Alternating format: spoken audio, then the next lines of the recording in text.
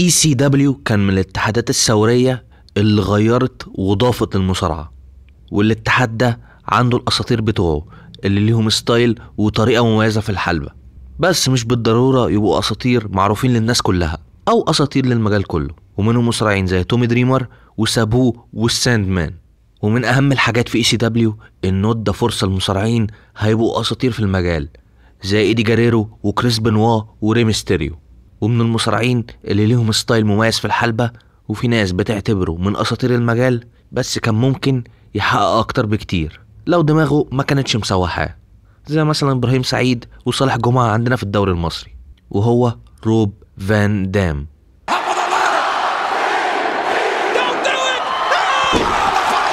لأن احنا النهاردة هنتكلم على أكبر فرصة RVD أهدرها في مسيرته، وهي فوزه بحزام WWE في 2006. هنتكلم ازاي كسبه وفترته بالحزام لأنها للأسف مش طويلة خالص، وازاي وليه فترته ما كانتش طويلة، وفيديو عن RVD كان مطلوب من حمزة مجاهد. أحلى مسا عليك، فيلا بينا. زي ما قلت لك RVD كان من المصارعين اللي ليهم طريقة مميزة في الحلبة، وكان اوفر جدا مع الجمهور، يعني الجمهور بيحبه بشكل كبير، وكان راجل برضه بيقدم بروموهات قوية في ECW، ودي كانت حاجة ما كانتش متاح له الفرصة انه يظهرها في WWE. والموضوع ده RVD اتكلم عنه في البرومو بتاعه في عرض One Night Stand 2005.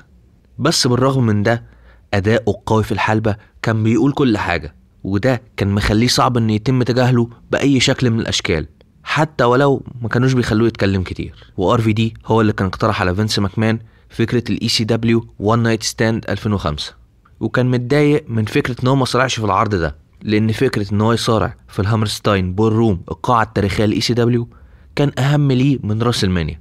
وبسبب النجاح الكبير لون نايت ستاند فالWWE قرر ان هم يعملوا واحدة كمان السنة اللي بعدها في 2006، وكمان يرجعوا ECW كبراند تالت جنب رو وسماك داون، وروب فان دام يبقى هو الواجهة بتاعته. وفي إعادة الإحياء دي لECW خلوا العرض يبقى فيه مصارعين أصليين من ECW زي سابو والساند مان وتومي دريمر وناس تانية كتير أقل شهرة، ومعاهم مصارعين شباب زي مثلا CM بانك.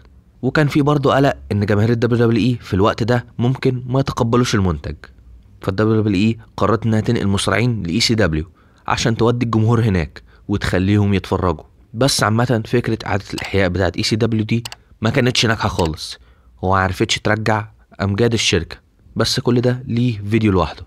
وانا بقول لك الكلام ده عشان تعرف ان فان دام اسطورة ECW اللي جمهور WWE بيحبه هيبقى واجهة الاتنين ECW والWWE في نفس الوقت. وده ازاي بقى؟ تعال اما اقولك. رحلة RVD للفوز بحزام WWE هتبدأ من راس المنيا 22 لما شارك في تاني ماتش ماني ان ذا بانك في التاريخ، لما واجه ريك فلير ولاشلي مات هاردي فينلي وشيلتون بنجامين.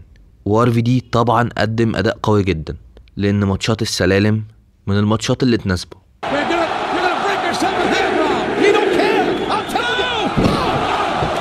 وRVD كسب الشنطة وفرصة على الحزام في أي وقت هو عاوزه.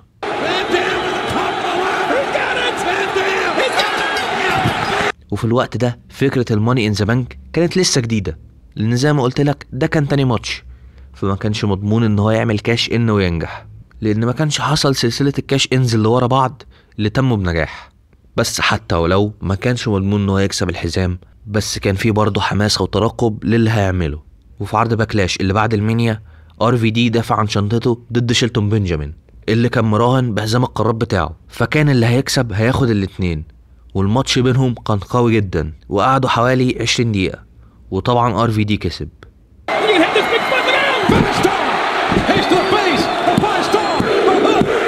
بس خسر الحزام بعدها بأسبوعين في عرض الرو.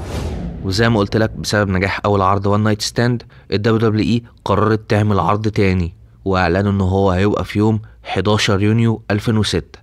وفي عرض الرو يوم 22 مايو بعد ما جون سينا بطل WWE كسب كريس ماسترز، RVD طلع له وقال له هو امتى هيستعمل شنطة ماني ان ذا بانك، وهيبقى في عرض وان نايت ستاند في الهامرستاين بول روم. I'm cashing in the money in the bank. June 11th at One Night Stand. وده عشان هو عايز أفضلية الأرض والجمهور، وعايز يحط جون سينا في وضع غير مريح. فجون سينا مش هيضطر يواجه RVD بس، لا هيواجه جمهور ECW العدواني اللي ما بيرحمش. وخلي بالك في الوقت ده في فئة من الجمهور بدأوا يتخنقوا من جون سينا عشان هو خلاص بقى الواجهة بتاعت الشركة. فاحنا داخلين على ماتش الجمهور بتاعه مش هيرحم جون سينا، وبعد البرومو RVD يديله بالقلم والاتنين يمسكوا في بعض.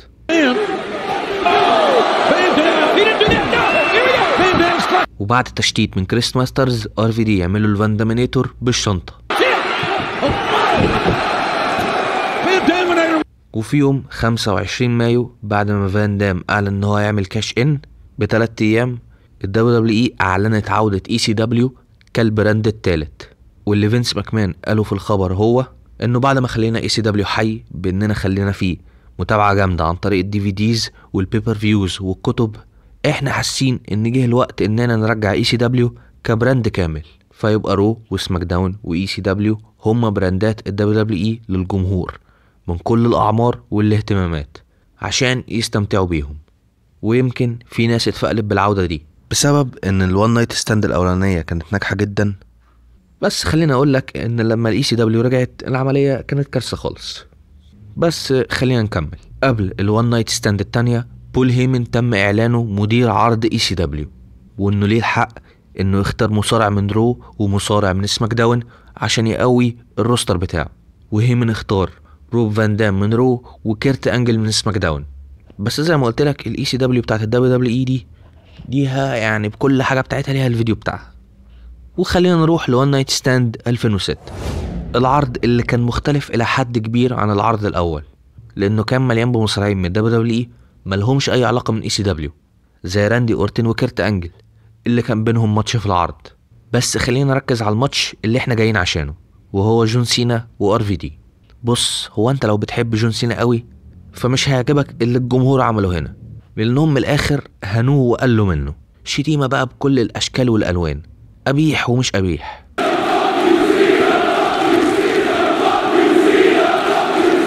وكل ما يعمل حركة يزوموا عليه، وده حتى في اول ماتش لما كان بيرملهم التيشيرت بتاعه زي ما بيعمل كل مرة كانوا بيرموهوله تاني.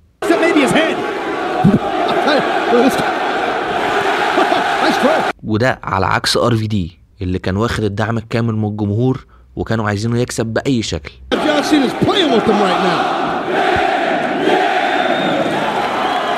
وRVD كان يستاهل ان هو يكسب الحزام، وان هو يكسبه في عرض ECW ده اكيد خلى المكسب بالنسبة له احلى. والاتنين قدموا ماتش كويس قوي زي بقية العرض، اللي عامة مش بياخد تقدير كفاية زي العرض الاول بسبب ان كان فيه مصارعين كتير ملهمش اي علاقة بECW. وجون سينا كان جاي وعارف هو المفروض يعمل ايه وان هو مش هيبقى محبوب من الجمهور اطلاقا، ومع ذلك هو كان عارف يأدي كويس. وبرضه مش محتاج اقولك ان الجمهور كان بيزوم عليه مع كل حركة بيعملها، بيقولوا له ان هو بيعمل نفس الحركات كل ماتش سيمولد، وان هو كمان ما بيعرفش يصارع. ده الجمهور اللي بيقول مش انا.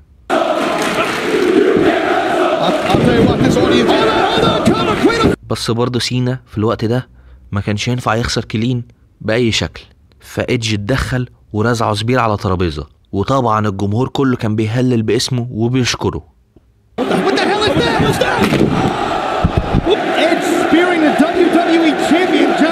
وRVD عمل له ال5 ستار فروك سبلاش، وبول هيمن جري على الحلبة ويعد ال3 والجمهور ينفجر.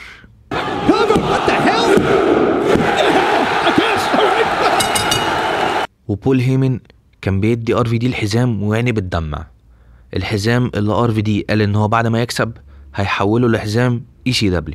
وفان دام يحتفل مع الجمهور ويحتفل مع روستر ECW اللي البيك شو انضم لهم، فهو وكيرت انجل كانوا بيحتفلوا مع فان دام. وبول هيمن مبسوط جدا من اللي حصل، واخيرا فان دام كسب حزام WWE. وكل اللي فاضل ان روب فان دام يحافظ على حزامه، وده اللي يخلينا نتكلم بقى عن فترته بالحزام. بعدها بيومين في اول عرض ECW بول هيمن قدم RVD وكان معاه شنطة فيها حزام، وRVD قال ان هو متحمس ان هو بقى بطل ECW الجديد.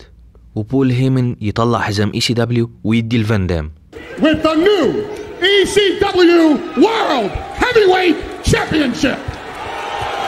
اللي قال ان ده اكبر انجاز في مسيرته، لان المفارقة الغريبة RVD ما كسبش حزام ECW لما كان هناك في اول مسيرته، وار في دي قال ان هو عايز يخلي حزام الدبليو دبليو اي عشان بيلف. And look at this one. It spins. وده بالرغم من ان المفروض ان هو بول هيمن كانوا هيغيروه لحزام الاي سي دبليو، فكده ار في دي هيبقى بطل ثنائي. وده يبين ان الدبليو دبليو اي كانت مقتنعه بيه وكانت هتخليه يكمل بالحزام، وكانت طريقه لجذب الانظار للبراند الجديد. بس المهم ان ايدج يطلع، وتاز قال عليه ان هو البطل بتاعه بسبب اللي عمله في النايت ستاند. وايدج قال لفان دام ان هو بيحترمه، وان هما الاتنين كسبوا الشنطه وكسبوا بيها الاحزمه، وان هو شرف ليه ان هو يواجهه فينجنس ويعملوا جمدان، وسلم عليه. بس بعدها عمل له سبير، ولما طلع من وسط الجمهور لقى جون سينا في ظهره اللي دشمله، وفان دام راح داخل معاه والاتنين بيلوشوا فيه.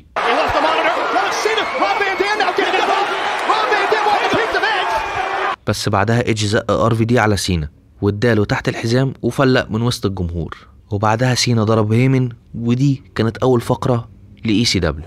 والاسبوع اللي بعده في عرض الرو ار في دي يمسي على ايدج ويديله في وشه، وبعدها يعمله الفايف ستار فروك سبلاش.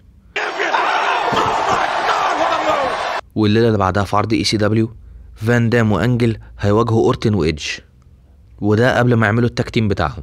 والماتش ده خلص بفوز فريق كيرت انجل وار في دي بتثبيت ار في دي لايدج.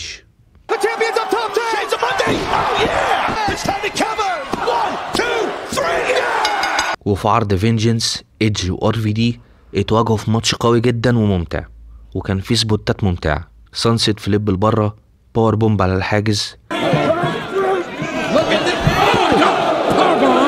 ونهايه الماتش كانت فاندامينيتور بالحزام بدل الكرسي اللي فتح دماغ ايدج، اللي لما خد الافضليه وحاول يعمل سبير لار في دي دخل بدماغه في كرسي ليتا كانت ماسكاه، وفان دام عمل له الفروج سبلاش وثبته وكسب الماتش.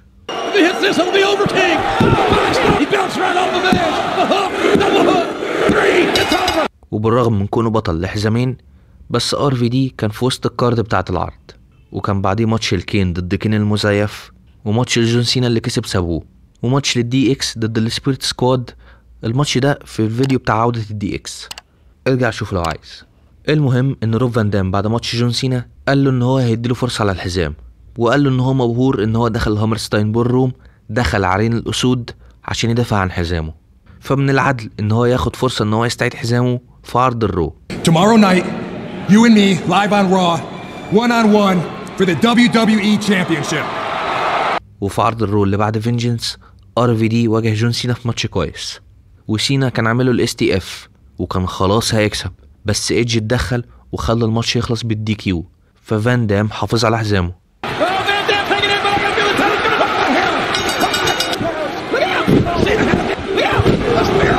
والليله اللي بعدها فان دام واجه كيرت انجل وكسبه في ماتش كلين كمان.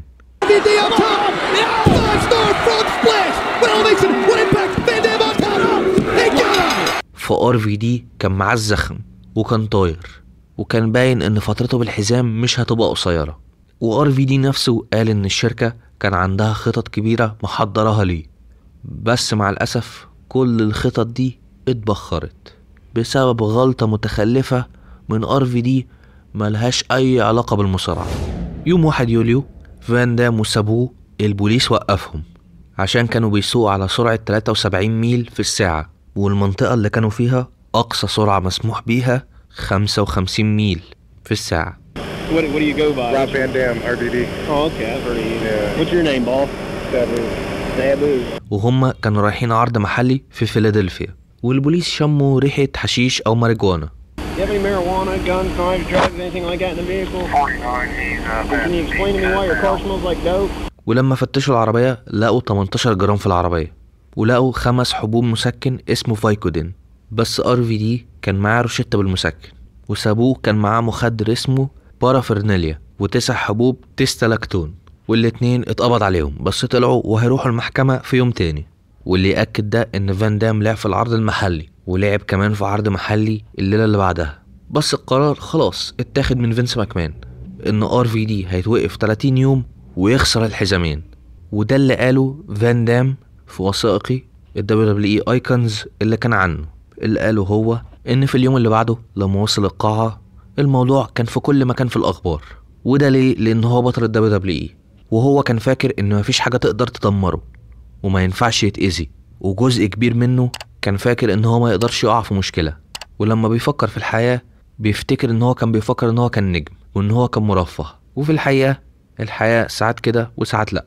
ولما وصل المبنى فينس قال له ان هو هيتاخد منه حزام الدبليو دبليو اي الليلة، والليلة اللي بعدها هيتاخد منه حزام الاي سي دبليو، وكمان هيتوقف 30 يوم. وهو كان عارف ان هو بوظ خطط كبيرة جدا للدبليو دبليو اي واي سي دبليو. واللي فينس قاله عن الموضوع ان هو كان محبط جدا وكان متضايق بشكل شخصي من افعال RVD، وكان فاكره احسن من كده. بس لو حاجة زي كده حصلت لازم يهتم بشكل الشركة، فعشان كده فان دام مرجعش البطل. وتومي دريمر قال برضه في الوثائقي ان كل اللي كانوا في الكواليس كانوا ضد فان دام، وهو اثبت الكلام بتاعهم ان الراجل ده هيغلط، وللاسف هو غلط فعلا. وساعتها تومي دريمر عرف ان الموضوع خلص، وروب فان دام خسر حزام الدبليو دبليو اي لايدج في عرض الرو يوم 3 يوليو في ماتش ثلاثي كان فيه جون سينا، وRVD هو اللي بلع التثبيت.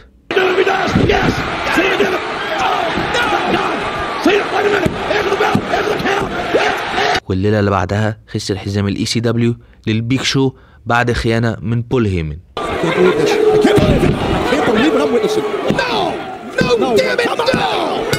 والعرض كان في فيلادلفيا، والجمهور كان متضايق جدا من اللي حصل، ورمى زبالة على الحلبة بعد الماتش. مش مجرد خسارة RVD للحزام بس، هما كمان كانوا متضايقين من WWE كانت عاملاها في ECW. وكان في اشاعة ان RVD كان المفروض يخسر حزام WWE في عرض ساتردي نايت من ايفنت لإيدج، دي كانت الخطة الأصلية. بس الحوار اللي حصل خلاهم يبدروا الموضوع، وكان هيعمل فترة طويلة بحزام ECW. بس ايا كانت الخطط الأصلية فهي باظت خلاص، وهو بصراحة معترف ان هو غلط. وفان دام رجع للتلفزيون يوم 4 أغسطس في عرض ECW لما هاجم سابوه وكيرت أنجل.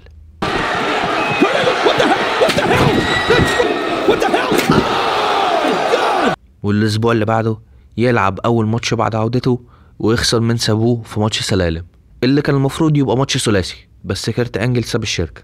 وماتش السلالم ده كان لفرصة لمواجهة البيك شو على الحزام في سمر سلام، والبيك شو اتدخل وهجم على RVD ومن غير ما يقصد ساعد سابوه ان هو يسحب العقد ويكسب الماتش.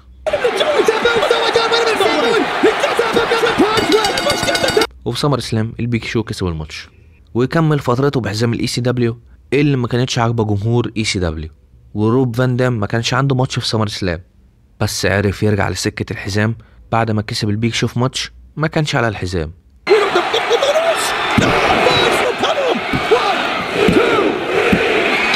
وكسب فرصة على الحزام وكسب عقد الماتش في ماتش السلالم اللي يخليه يختار هيلعب الماتش امتى.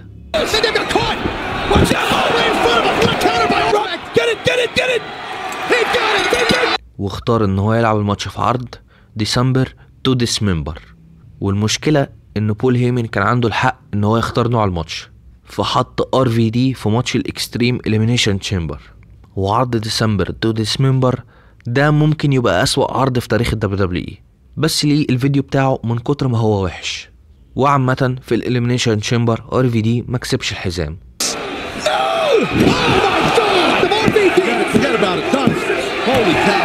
وبعد كده رجع للمكان بتاعه في انه upper mid carder ممكن ياخد فرصة على الحزام فين وفين، بس خلاص رجع زي ما كان قبل راس المنيا 22.